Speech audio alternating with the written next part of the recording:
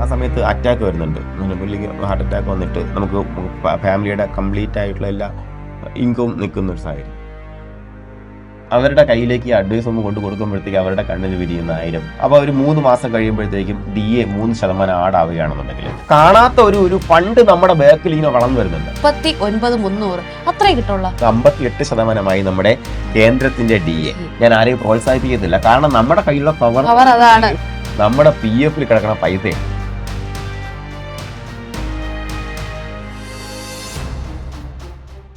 ഇന്ന് മിസ് ചോദ്യങ്ങൾ ചോദിച്ചോളാം. ഇന്ന് ഞാൻ ചോദ്യം മാത്രമേ ചോദിക്കൂ, കാരണം എനിക്കറിയില്ല, ഇതിന്റെ പിന്നിലുള്ള കളി എനിക്കറിയില്ല. സാർ ആദ്യം തന്നെ പറയട്ടെ, ബേസിക് പേ എന്ന് പറയുന്നത് 39,300 മുതൽ 83,000 രൂപ വരെയാണ്. നമ്മുടെ കണ്ണിലും അതേ ഉള്ളൂ, 39,300 അത്രേ കിട്ടുള്ളൂ. അത്ര മാത്രമേ കയ്യിൽ കിട്ടൂ. അത് നമ്മുടെ ഉദ്യോഗസ്ഥർക്കെല്ലാം അറിയാം. അത് മാത്രമല്ല സർക്കാർ ഉദ്യോഗസ്ഥന് കിട്ടുക എന്നുള്ള കാര്യത്തില്. അപ്പോൾ നമുക്ക് വരുന്ന അടിസ്ഥാന ശമ്പളം എന്ന് പറയുമ്പോഴത്തേക്കും ഇത് നമ്മുടെ ബേസിക് പേ എന്ന് പറയും. അപ്പോൾ നമ്മുടെ സാലറി ഡിവിഷനിൽ ഏറ്റവും പ്രധാനമായിട്ട് വരുന്ന സംഭവമാണ് ഡിയർനെസ് അലവൻസ് എന്ന് പറയുമ്പോഴത്തേക്കും. ഡിയർനെസ് അലവൻസ് എന്ന് പറയുമ്പോഴത്തേക്കും അതെ, അതാണ് ഡി എന്ന് പറയുന്നത്. നമുക്കിപ്പോ നമ്മുടെ അടിസ്ഥാന ശമ്പളത്തിന്റെ X/Y% കൂടെ നമ്മുടെ ശമ്പളത്തിന്റെ കൂടെ ആഡ് ഓൺ ചെയ്യുന്ന സിസ്റ്റമാണ്. അത് എന്തിനാണെന്ന് ചോദിച്ചു കഴിഞ്ഞാൽ നമ്മുടെ ദേശീയ വില സൂചിക കയറിക്കൊണ്ടല്ലേ ഇരിക്കുള്ളൂ, താഴോട്ട് വരില്ലല്ലോ, ഉറപ്പായിട്ടും കയറിക്കൊണ്ടിരിക്കും. അപ്പോഴത്തേക്ക് അത് എത്രത്തോളം കയറുന്നുവോ അതിനനുസരിച്ച് നമ്മുടെ നാട്ടിലുള്ള ജീവനക്കാർക്ക് ജീവിക്കാനുള്ള ഒരു ശേഷി നൽകണം. അതിന് വേണ്ടിയിട്ട് സർക്കാർ കൊണ്ടുവന്ന സംഭവമാണ് DA എന്ന് പറയുമ്പോഴത്തേക്കും വില വർധനവിനൊരു സൂചികയുണ്ട് സർക്കാരിന്റെ, കേന്ദ്ര സർക്കാരിന്റെ ഒരു സൂചികയുണ്ട്. ആ സൂചികയ്ക്ക് ആനുപാതികമായിട്ടായിരിക്കും. അതായത് ആ വില വർധനവിനനുസരിച്ച് നമുക്കും കുറച്ച് ശമ്പളം വർദ്ധിപ്പിക്കണം. അപ്പോഴത്തേക്കും നമുക്കിപ്പോ 39,300 രൂപ കിട്ടുന്ന ഒരു വ്യക്തിക്ക് അപ്പോൾ ഒരു 3 മാസം കഴിയുമ്പോഴത്തേക്കും DA 3% ആടാവുകയാണെന്നുണ്ടെങ്കിൽ മിനിമം ഒരു 3%, 2%, ചിലപ്പോൾ ചില സമയങ്ങളിൽ 6%, 8% വരെ പോയ സമയങ്ങളൊക്കെ ഉണ്ട് നമ്മളൊക്കെ സർവീസിന്റെ സമയങ്ങളിൽ. അപ്പോൾ സാധാരണ ഒരു 3 മാസം അല്ലെങ്കിൽ 6 മാസം വരുമ്പോഴത്തേക്കാണ് നമുക്ക് ഈ ഒരു DA ആഡ് ഓൺ ആവുക. അപ്പോൾ ആരാ പ്രഖ്യാപിക്കുന്നത്? കേന്ദ്ര സർക്കാർ പ്രഖ്യാപിക്കും. കേരള സർക്കാർ പ്രഖ്യാപനം വന്നിട്ടുണ്ടായിരുന്നു. 58% നമ്മുടെ കേന്ദ്രത്തിന്റെ DA. അപ്പോൾ നമുക്ക് ഇവിടെ 22% ഇപ്പൊ കൈ തന്നേക്കുന്നത്. അപ്പോൾ നമ്മൾ വിചാരിക്കും, ഇത്രയും DA സർക്കാർ പിടിച്ചു വെക്കുകയല്ലേ, നമുക്കൊരു തോന്നലുണ്ടാവും, ഒരു സങ്കടമൊക്കെ ഉണ്ടാവും. അപ്പൊ എന്തായാലും യൂണിവേഴ്സിറ്റിന്റെ ഒരു സാലറി സ്കെയിൽ കണക്കാക്കുമ്പോഴത്തേക്കും നമുക്ക് ഇവിടെ വരുന്നത് DA ഞാൻ പറഞ്ഞു 22%. അപ്പോൾ നമുക്ക് ഏകദേശം 8,646 രൂപ DA വരാറുണ്ട്. പിന്നെ നമുക്ക് HRA എന്ന് പറയുന്ന സംഭവമുണ്ട്, അതായത് ഹൗസ് റെന്റ് അലവൻസ് എന്ന് പറയുന്നത്. ഹൗസ് റെന്റ് അലവൻസ് എന്ന് പറയുമ്പോഴത്തേക്കും നിങ്ങളിപ്പോൾ ഒരു സ്ഥലത്ത് താമസിക്കുന്നു, നിങ്ങൾ അവിടെ ക്വാർട്ടേഴ്സ് എടുക്കുകയാണെങ്കിൽ നിങ്ങൾക്ക് ഹൗസ് റെന്റ് അലവൻസ് ക്യാൻസൽ ആവും കേട്ടോ. അതുപോലെ അല്ലാന്നുണ്ടെങ്കിൽ HRA കിട്ടും. അല്ലെങ്കിൽ നമ്മൾ സ്വന്തം വീട്ടിലാണെങ്കിലും HRA എഴുതിയെടുക്കാൻ പറ്റും, കിട്ടും. അപ്പൊ നമ്മുടെ സ്വന്തം സ്ഥലത്തല്ല, വേറൊരു സ്ഥലത്താണ് ഇവിടെ താമസിച്ചാൽ സർക്കാരിന്റെ ആ പ്രിമിസസിൽ നമ്മൾ തങ്ങി കഴിഞ്ഞാൽ HRA നമുക്ക് കിട്ടില്ല. അത്രേ ഉള്ളൂ.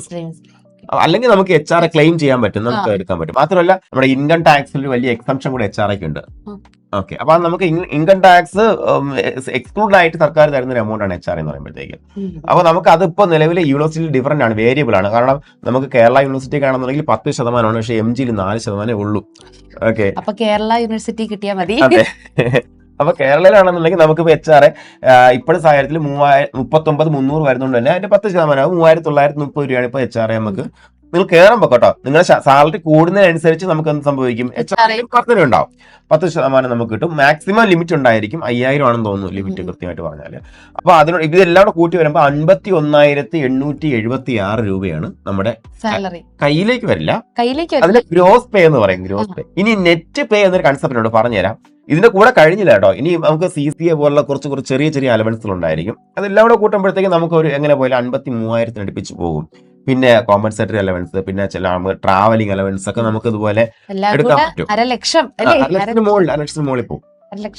അപ്പൊ നമുക്ക് ട്രാവലിംഗ് ഒക്കെ ഉള്ള ആൾക്കാർ കാണുന്നുണ്ടെങ്കിൽ നമുക്ക് TA ഒക്കെ ക്വാർട്ടർലി ബേസിൽ എഴുതിയെടുക്കാൻ പറ്റുന്ന ഒരു സംഭവം കൂടെ ഉണ്ട്. അതൊന്നും ഞാൻ ഇവിടെ കൂട്ടുന്നില്ല, അതിൽ നമുക്ക് ട്രാവലിംഗ് വരണ അനുസരിച്ചാണ് വരുന്നത്. ഇതാണ് നമ്മളൊരു ഗ്രോസ് പേ, നമുക്ക് കൃത്യമായിട്ട് പറയാൻ പറ്റുന്ന ഗ്രോസ് പേ. ഇനി നെറ്റ് പേ എന്ന് പറയുമ്പോഴത്തേക്കും ഇത് ചെറിയ റിഡക്ഷൻസ് ഉണ്ടായിരിക്കും. അതായത് നമുക്ക് SLI സ്റ്റേറ്റ് ലൈഫ് ഇൻഷുറൻസിന്റെ ഒരു പോളിസി നമുക്ക് എടുക്കണം നിർബന്ധമായിട്ടും. അത് എനിക്ക് തോന്നുന്നു ഇപ്പൊ ഏകദേശം 300 രൂപയൊക്കെയാണ് അതിന്റെ ഒരു.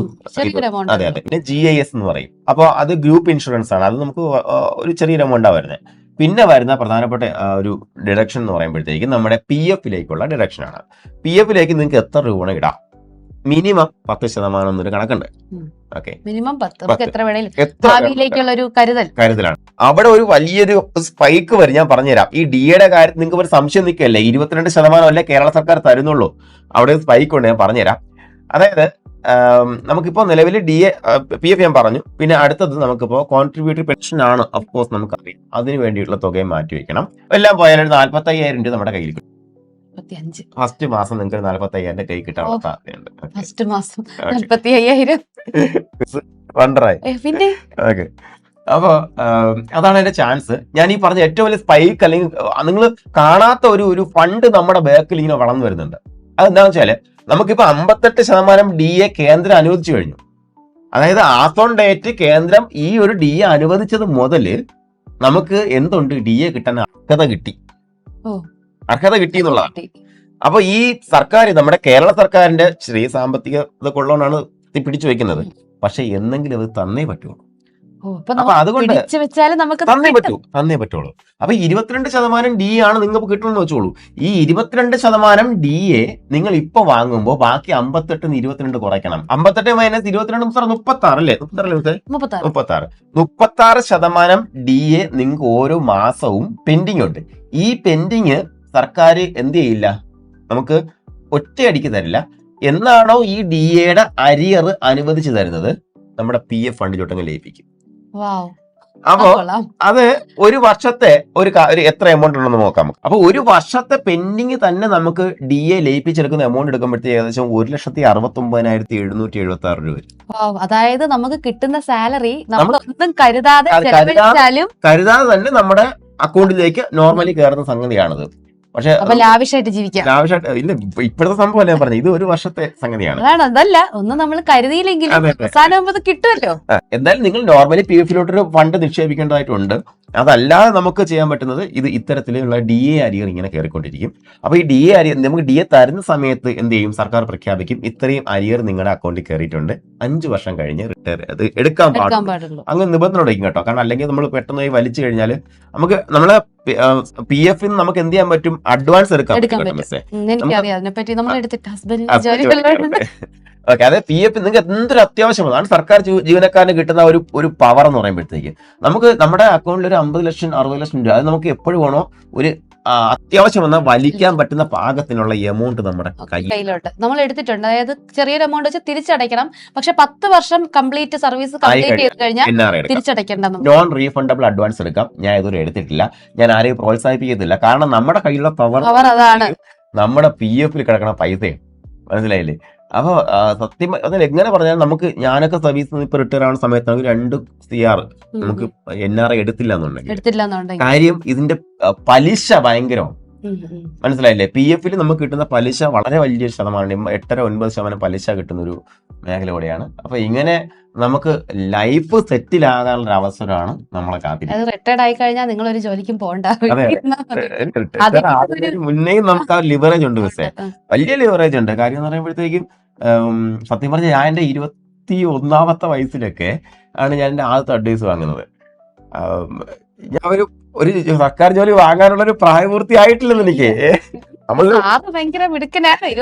ഇല്ല, വോട്ടിടാൻ തുടങ്ങുന്നത് തന്നെ 19-20ാമത്തെ വയസ്സിലാണ് വോട്ടിടാൻ തുടങ്ങുന്നത്. വോട്ടിട്ടപ്പോൾ തന്നെ എനിക്ക് അഡ്വൈസ് കൈ കിട്ടി എന്നുള്ളതാണ്. അതെ, അപ്പോഴത്തേക്ക് സത്യം പറഞ്ഞാൽ ഒന്ന് ഈ ഫാദർ ആ സമയത്ത് കൂലിപ്പണിക്കാരനായിരുന്നു. അപ്പൊ ഞാനും പണിയൊക്കെ ചെയ്തിട്ടുണ്ട്. അപ്പൊ റബ്ബർ ടാപ്പിംഗ് ആയിരുന്നു. അപ്പോഴത്തെ ആ സമയത്ത് അച്ഛന് ഭയങ്കര ആഗ്രഹമായിരുന്നു നമ്മൾ ആ ഒരു ലെവലിൽ എത്തിക്കണം എന്നുള്ളൊരു ഭയങ്കര ആഗ്രഹമായിരുന്നു. അതുകൊണ്ട് തന്നെ ഞാൻ വൊക്കേഷണൽ ഹയർ സെക്കൻഡറി പോകുന്നു ഒക്കെ ഫാദറിന്റെ ഒരു ദീർഘവീക്ഷണമാണ്. അപ്പം പുള്ളി ആ സമയത്ത് അറ്റാക്ക് വരുന്നുണ്ട്. പുള്ളിക്ക് ഹാർട്ട് അറ്റാക്ക് വന്നിട്ട് നമുക്ക് ഫാമിലിയുടെ കംപ്ലീറ്റ് ആയിട്ടുള്ള എല്ലാ ഇൻകവും നിൽക്കുന്ന ഒരു സാഹചര്യം. അപ്പൊ എനിക്ക് ചെറിയ പ്രൈവറ്റ് ജോലി ആ സമയത്ത് കിട്ടി. അതിന് മുന്നേ ഞാൻ അല്ലാത്ത പണിക്കൊക്കെ പോയിരുന്നു. ആ സമയത്ത് ഒരു റിക്വയർമെന്റ് വന്നു, നമുക്ക് ജോലി ഇല്ലാതെ പറ്റിയ അവസ്ഥ. അപ്പോൾ അന്ന് വരെ പമ്പം മടിയനായിരുന്നു ഞാൻ. അന്ന് എന്നെ സഹായിച്ച കുറെ ടെക്നിക്സ് ഉണ്ട് കേട്ടോ, ഒത്തിരി ടെക്നിക്സ്. അതെല്ലാം ഞാൻ വെബിനാറിൽ നിങ്ങൾക്ക് ഷെയർ ചെയ്യും. അന്ന് വരെ ഇടിലം മടിയനായിരുന്നു ഞാൻ. അത്യാവശ്യം ഒന്ന് ഇരുന്ന് പഠിച്ച് 3 പരീക്ഷകളാണ് എഴുതിയത്. 3ൽ റാങ്ക് ലിസ്റ്റ് വരാനുള്ള ഭാഗ്യം ഉണ്ടായി. അതുപോലെ 21ാമത്തെ വയസ്സിൽ അപ്പന് അഡ്വൈസ് കൈ കൊണ്ട് കൊടുക്കാനുള്ള ഭാഗ്യം ഉണ്ടായി. മക്കളെ, അതൊരു വണ്ടർ സിറ്റുവേഷൻ ആണ് നിങ്ങൾ. ഞാൻ ആദ്യമായിട്ടാണ് സാറിന്റെ ഇത് കേൾക്കുന്നത്. സാർ ഇത്രയും ഇതായിട്ട് പറയുന്നത്. അതായത് അതൊരു നമുക്കൊരു 50 കോടി ലോട്ടറി അടിച്ചാലും കിട്ടാത്തൊരു ഫീലാണ്. നിങ്ങൾ നിങ്ങളെ സംബന്ധിച്ച് നിങ്ങളുടെ വഴിയിൽ തണല് വിരിക്കാൻ വേണ്ടി വെയിൽ കൊണ്ട അച്ഛനോ അമ്മയോ ചേട്ടന്മാരോ സഹോദരങ്ങളൊക്കെ ഉണ്ടായിരിക്കും. ചിലപ്പോൾ നമ്മളെ കൂടെ അവരിപ്പോൾ ഉണ്ടാവണമെന്നില്ല. വാട്ടവർ, നിങ്ങൾ ഇടയ്ക്കിടയ്ക്ക് അവരുടെ അതൊന്ന് വിഷ്വലൈസ് ചെയ്യുക. അവരുടെ കയ്യിലേക്ക് അഡ്വൈസ് ഒന്ന് കൊണ്ടു കൊടുക്കുമ്പോഴത്തേക്ക് അവരുടെ കണ്ണിൽ വിരിയുന്ന 1000 എന്താ പറയാന് സാറിന്റെ കണ്ണൊക്കെ നിറഞ്ഞു താരാജാലം, അതിനെ ഒന്ന് വിഷ്വലൈസ് ചെയ്യുക. അത് നിങ്ങൾ ഉറപ്പായിട്ട് മുന്നോട്ട് കൊണ്ടുപോകും മക്കളെ. വേറെന്തോ പറഞ്ഞു വന്നെയാണ്. മാറി അപ്പൊ നമ്മൾ പറഞ്ഞു വിടുന്നത് സാലറി ആണല്ലേ. ഓക്കെ, അപ്പൊ സാലറിയുടെ ഒരു പോക്ക് ഇതുപോലെയാണ്. മാത്രമല്ല ഞാൻ ഒരു ഫീല് പറയാൻ വേണ്ടി വന്നതാണ്. നമ്മൾ ആ ഒരു ഏർലി ഏജിലോട്ട് നമ്മൾ ആ ഒരു സർക്കാർ ജീവനക്കാരനെ വരുമ്പോഴത്തേക്കും ഉണ്ടാകുന്ന ഫീൽ ഡിഫറെന്റ്, ഭയങ്കര ഡിഫറെന്റ് ആണ്.